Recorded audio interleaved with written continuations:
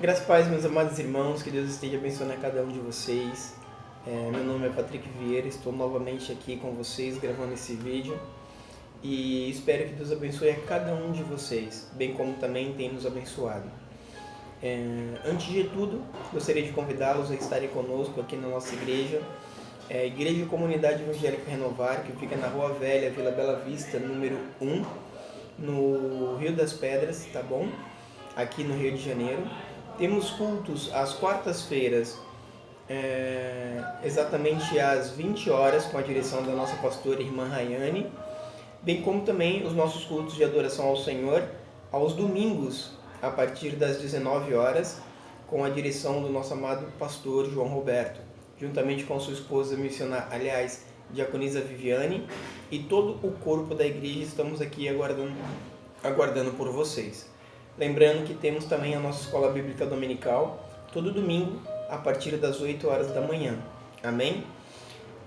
Que Deus possa estar abençoando a sua casa, a sua família, o seu trabalho, aonde quer que você esteja, que o Espírito Santo do Senhor esteja te tocando e te abençoando e te suprindo em todos os assuntos, trazendo paz para a sua vida, em nome de Jesus. Nós estamos gravando uma série de vídeos chamada de Série Leitura, onde nós estamos fazendo leituras de alguns materiais que são muito importantes para a vida dos cristãos, que somos nós. Essa primeira série, nós estamos abordando a teologia. Separamos algumas ramificações dentro do assunto teologia, e hoje, sendo o 10º vídeo dessa série de leitura, nós vamos tratar do 6º campo, ou melhor, da 6ª ramificação da teologia, que chama-se Antropologia Bíblica, a doutrina do homem. Amém? Como nós estamos aqui, eu e minha esposa moramos aqui na igreja, e eu estou aqui na salinha das crianças. Logo um pouco mais ao meu lado tem a porta que dá acesso à rua, e provavelmente os irmãos vão de ouvir alguns sons de crianças brincando lá fora, pessoas passando, veículos, porque não temos um isolamento acústico, mas eu acredito que dará para os irmãos estudarem, ouvirem o áudio e compreenderem bem a nossa leitura. Amém? Que Deus possa estar abençoando a cada um de nós. Então vamos à nossa leitura de hoje.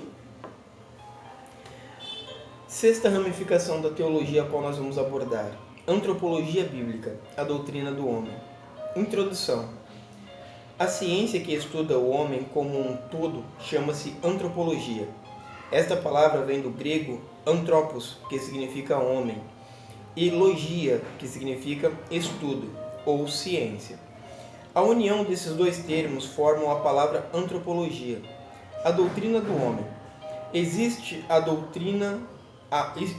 antropologia biológica, que estuda os aspectos genéticos e biológicos do homem, a antropologia social, que estuda as organizações sociais e instituições políticas do homem, a antropologia cultural, que estuda os sistemas simbólicos, comportamentos e religiosidade do homem, a antropologia teológica, que estuda o ser humano a partir de uma visão bíblica e teológica. O termo homem, proveniente do latim homine, é aplicado ao ser humano como um todo, sendo um mamífero bípede dotado de capacidades de raciocinar e se expressar de modo articulado. O homem foi criado por Deus de uma maneira especial, pois ao criar os animais e as plantas, Deus apenas ordenou a palavra, dizendo: haja. Em Gênesis, capítulo 1, versículo 3, versículo 6, versículo 11, versículo 14, versículo 20 e 24, podemos comprovar isso. Porém, ao criar o homem, Deus disse: façamos o homem à nossa imagem, conforme a nossa semelhança. Gênesis 1, versículo 26. Portanto, a criação do homem foi pontual e especial. Vejamos alguns exemplos. Primeiro subtópico: a coroa da criação de Deus. O homem é a coroa da criação de Deus. O homem foi feito à imagem e à semelhança de Deus. Vemos isso em Gênesis capítulo 1, versículo 26 e 27. O homem foi formado do pó da terra. Gênesis capítulo 2, versículo 7. Dizer que o homem veio do macaco é uma blasfêmia contra o próprio Deus, pois o homem foi feito à imagem de Deus e não à imagem de macaco. É muito melhor crer na palavra de Deus, que é a verdade, nós vemos isso em João 17:17, do que crer na mentira da teoria da evolução de Charles Darwin. O homem é tricotômico, ou seja, é composto de 3 elementos: espírito, alma e corpo. 1 Tessalonicenses capítulo 5, versículo 23 nos diz isso. O espírito é o elemento espiritual do homem, a alma é o elemento intelectual do homem e o corpo é o elemento material do homem. Isso faz do homem um ser espiritual, racional e material. Aí nós encontramos o homem tricotômico, a tricotomia. O homem crê e obedece a Deus com o corpo. O homem serve e faz a obra de Deus. Segundo tópico, o homem material. Deus criou o homem com um lado material e um lado espiritual. O homem material corresponde ao corpo humano criado por Deus para que o homem pudesse se comunicar com o mundo material. A ciência ainda não criou uma máquina que tenha um mecanismo tão perfeito como o corpo humano, que possui uma dimensão gigantesca em vários dos seus aspectos.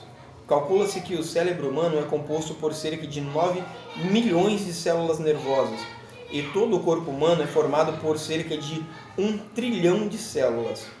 O valor físico do homem não tem preço. Alguém foi calcular o valor físico do corpo humano e descobriu que ultrapassava 6 milhões de dólares, caso fossem vendidos todos os elementos químicos que compõem o corpo humano. Bem interessante. O homem não tem preço. É o que existe de mais valioso no universo. É o que dizem os filósofos. Isto é o que dizem os filósofos.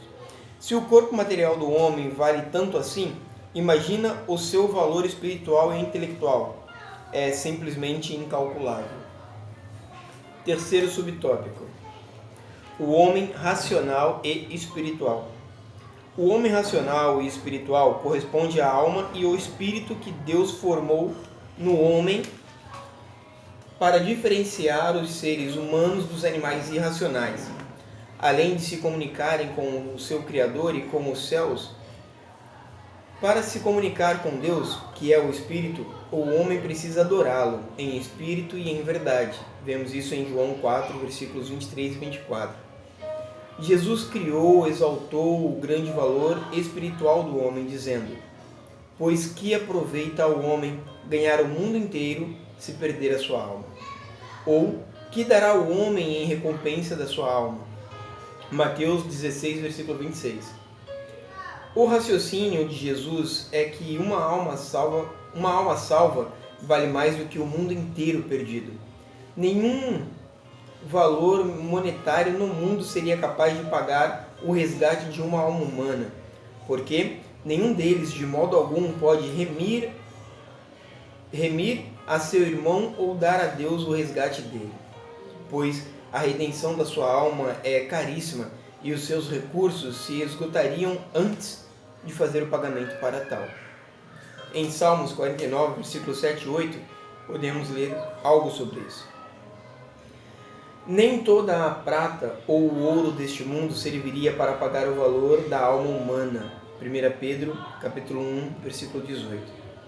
Só o precioso sangue de Jesus Cristo, 1 Pedro, capítulo 1, versículo 19, 1 Coríntios, capítulo 6, versículo 20. A alma e o espírito são parecidos na maneira pela qual são usados na vida espiritual do crente. Eles são diferentes em sua identidade. De acordo com alguns estudiosos, a alma é a visão horizontal do homem com o mundo e o espírito é a visão vertical do homem com Deus. A alma e o espírito se referem à parte imaterial do homem, mas somente o espírito se refere à caminhada do homem com Deus. Entretanto, a alma se refere à caminhada do homem fazendo incursões, tanto no mundo material quanto no mundo espiritual. A alma se comunica com o mundo material através do corpo e se comunica também com o mundo espiritual por meio do Espírito.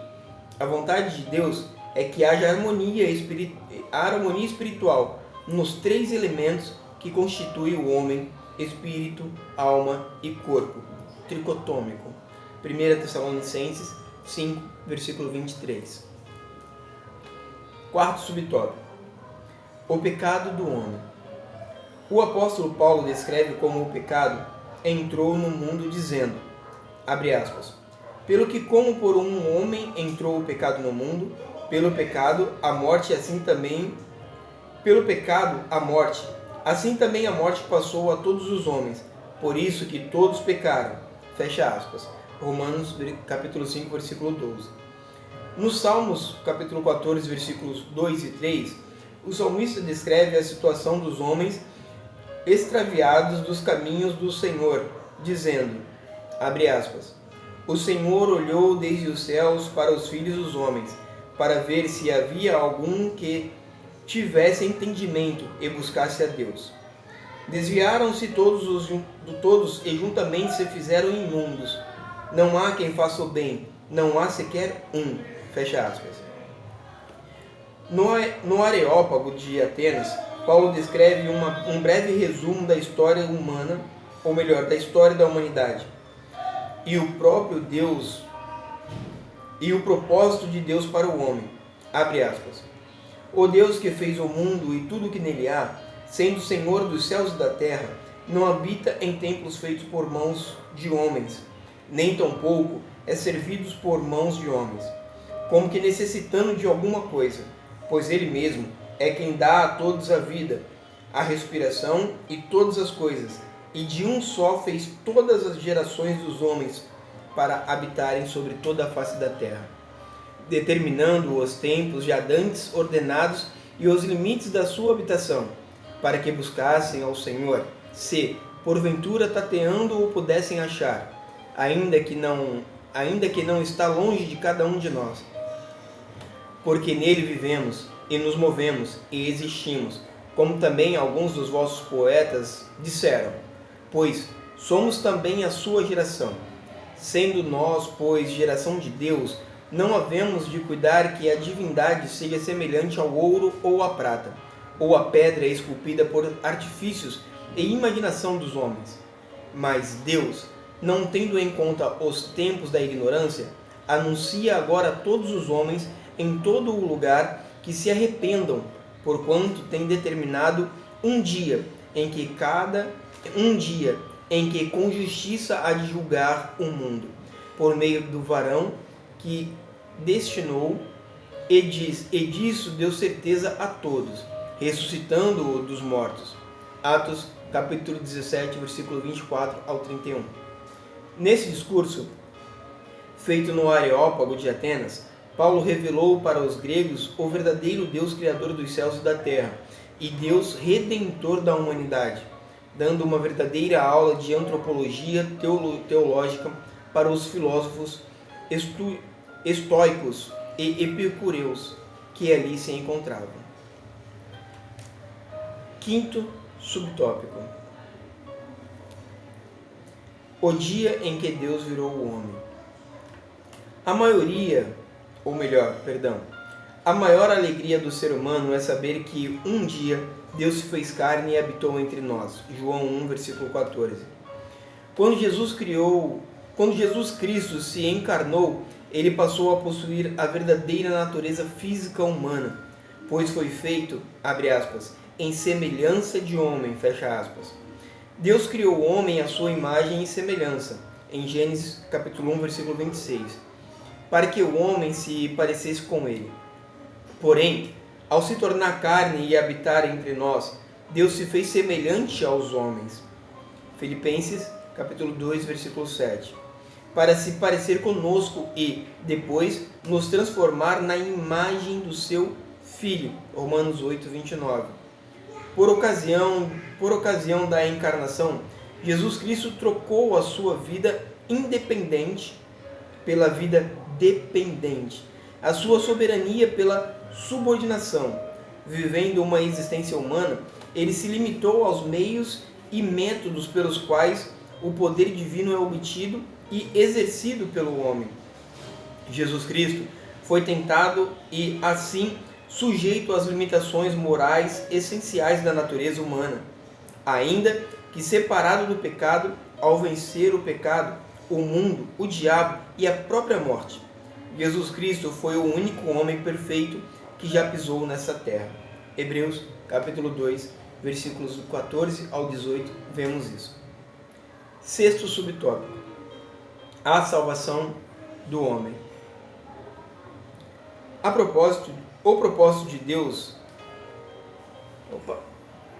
alguém estava me ligando. O propósito de Deus virar homem foi justamente para conhecer de perto o sofrimento humano, providenciar a salvação do homem. Nós vemos em João 3,16, Hebreus 5, do 8 ao 9. O alvo de Deus não é salvar apenas alguns homens. O propósito maior de Deus é salvar a todos os homens. O apóstolo Paulo afirma que, abre aspas, a graça de Deus se há manifestado, trazendo salvação a todos os homens. Fecha aspas. Tito, capítulo 2, versículo 11. A nossa alegria se torna maior ainda ao saber que Deus, abre aspas, que quer que todos os homens se salvem e venham ao conhecimento da verdade.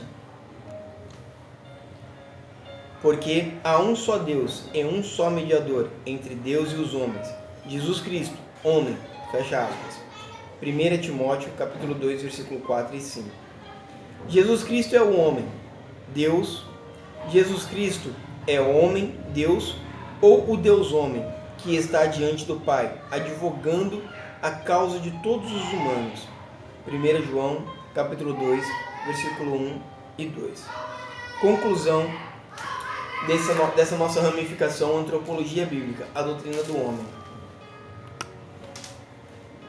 O homem é o ser mais valioso que existe na face da terra. Deus não avalia o homem pelo seu patrimônio, mas sim pelo seu caráter. Mas o nobre projeta coisas nobres e pela nobreza está em pé. Isaías 32, versículo 8.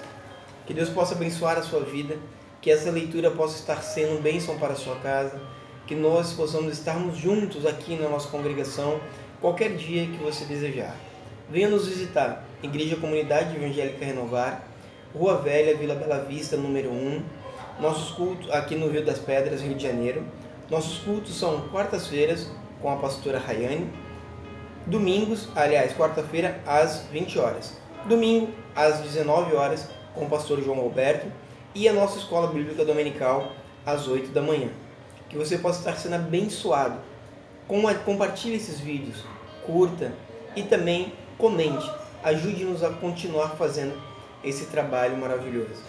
Nossas páginas no Facebook e no YouTube é Igreja Comunidade Evangélica Renovar, bem como também Ministério Ministrando a Palavra. Que Deus abençoe a cada um de vocês. Eu sou o irmão Patrick Vieira e vou ficando por aqui. Tchau, tchau.